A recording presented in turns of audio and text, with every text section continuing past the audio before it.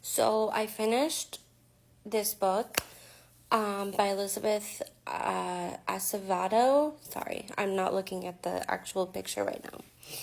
And I want to say, oh my gosh, I absolutely adored this book. So definitely for the foodies, there are some recipes in this book. Now, I did listen to it on the audio version, so I want to get a copy so I can grab the recipes. And while this read like it was fiction, but it was more like a journal with some recipes, which is different than my cozy culinary mysteries. I like this. Um, I felt like I could relate, and although they were set, I think like near Philadelphia, um, grandma, she's an Eagles fan, and then her boyfriend ends up being a Giants fan. I was just laughing at that. I was like, oh God. Um, it really felt like it was set in New York City, which is kind of where I grew up. Um, and, which is funny because I ended up researching the author, and it turns out she grew up in New York City. So I very much felt that vibe. Very much. And I was wondering, like, what high school she went to. No, she ended up going to Beacon. I went to Nest. We didn't have a culinary program, but the high school that my mom worked at still has a culinary program. And they have Bobby Flay come in all the time.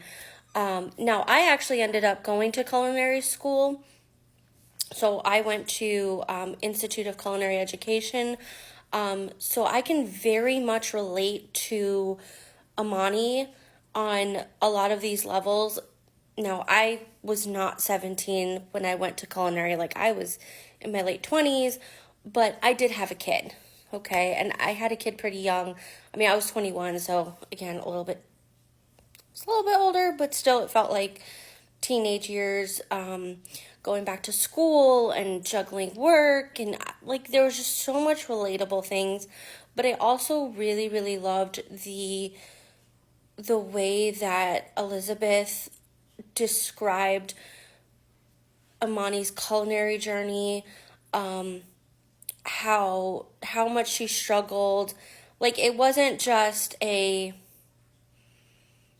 she's like this fantastic, up and coming chef, and like she hasn't struggled and stuff, but like she really showed that like juggling being a parent and being in school, even in high school, was hard, and she had to rely on family, and the dynamic between her and her ex, which I will say that although Tyrone pissed me off, I think there were some relatable things because of my ex, just saying.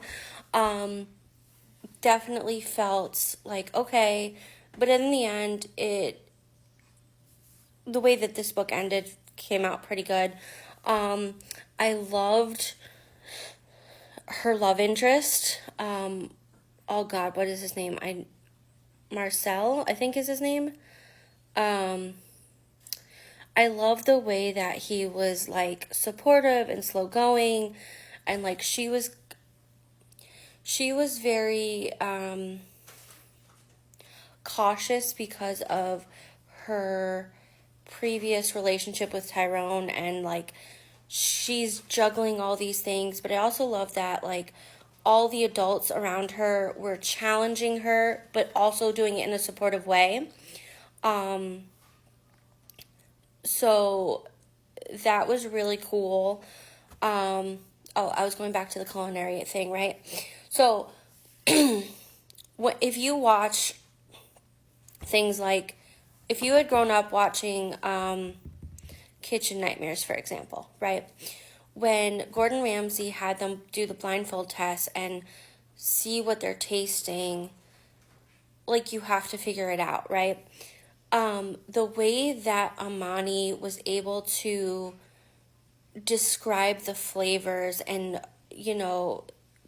pique her interest, and there was one point where she couldn't figure out what the last ingredient was. It also wasn't on the menu, and she was asking about it, And it turns out that it was like orange zest, and the head chef, the owner slash chef, ended up coming out and talking to her, who ended up being a friend of her culinary teacher. And that, like, full circle there, right? Which was really cool. I love that she was able to go to Spain and try new things, and she really got the challenge, and she was able to kind of open up a different relationship with someone that was a bully. Now, don't get me wrong, I don't like bullies. I really don't. In real life, and, you know, it can be hit or miss in books too, but I will say that giving Leslie, sorry, that was my kid yelling at the dog, giving Leslie, who is the bully in this situation, a little bit more of a backstory and letting her kind of open up a little bit, and having them, they weren't quite friends, but they were a little bit nicer, you know. I loved how protective Angela, or yeah, I think her name was Angela, was. The grandma, her, you know, tough relationship with her dad, and, you know, her family that's in DR. It really, like, showed different family dynamics, right? Because she's 17 with a young child living with her grandma. Her mom is dead, and her dad kind of abandoned her, but it's complicated. And it turned out in the end, like, I'm sorry, I'm giving things away. So, if you don't wanna hear what I have to say, I get it.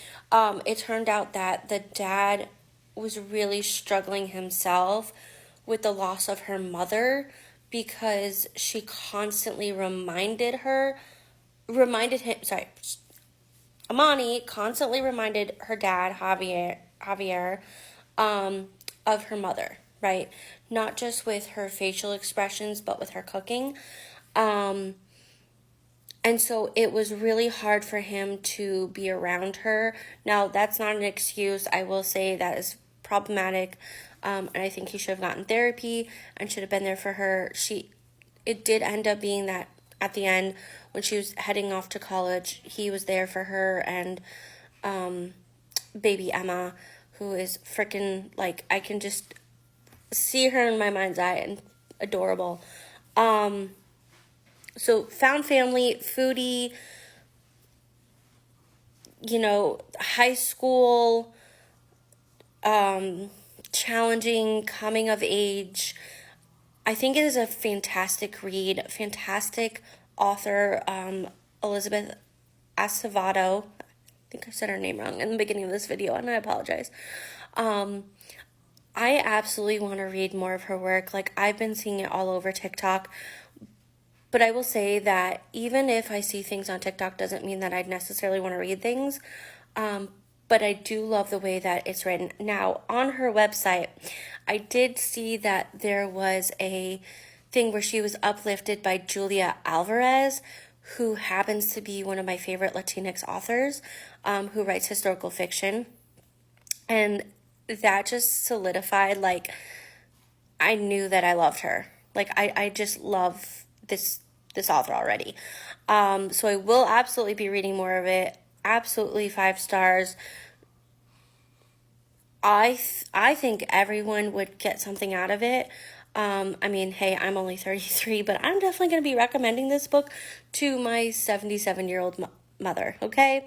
I know it sounds strange, but this would be right up her alley with being a foodie. She loves food books. But also, like I said, it really felt like it was set in New York, even though it wasn't. And it's like, it really hit home. So yeah, go check out this book, and I hope you guys enjoy it too.